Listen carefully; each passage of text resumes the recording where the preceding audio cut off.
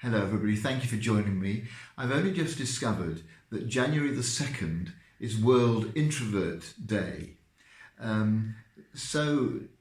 Named back in 2012 when the first day occurred, and it was chosen January the 2nd because it's a day when introverts need to recharge after the socialising of Christmas and New Year.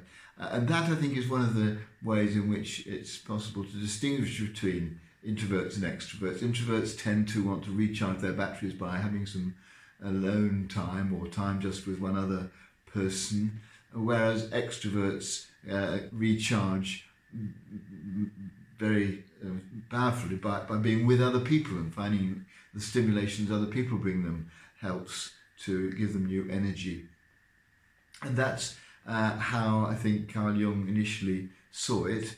Carl Jung, who in his book Psychological Types invented the distinction, he said that introverts viewed the world subjectively, mainly from within, and extroverts objectively. What was external was important to them.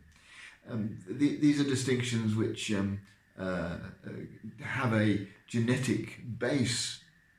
Probably scientific research on identical twins suggests that there is a difference in the way the cortex is stimulated. It's an internal stimulation if you're an introvert, and an external one if you're an extrovert. But I think the important point, of course, is that we're all somewhere on that spectrum. Carl Jung said that if anyone was either a pure introvert or a pure extrovert, they'd have to be in a lunatic asylum. It's clear that it's the combination of these qualities in us that makes us each unique, and we're each uniquely somewhere on that spectrum.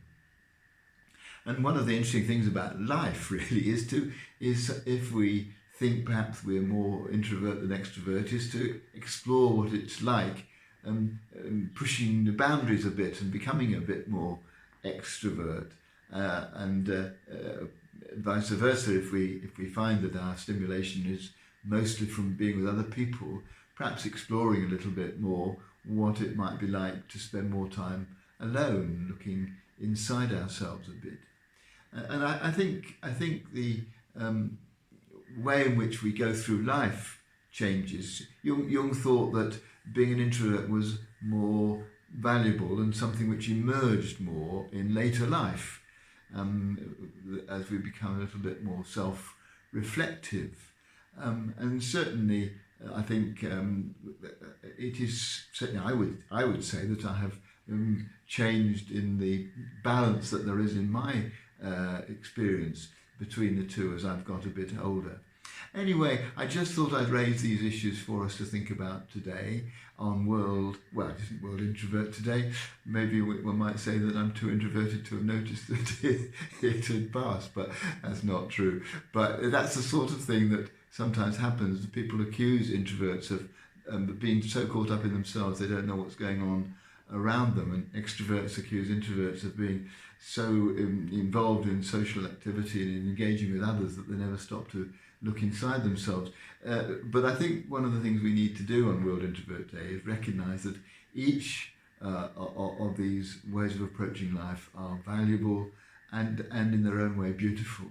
To celebrate the enormous variety that there is in human life, particularly in relationship to this balance between these two things, and to have the confidence to know that wherever you are, wherever I am on that spectrum, that's fine. It might be worth exploring a little bit more the other way of being, but let's accept who we are and accept other people for who they are and delight in it.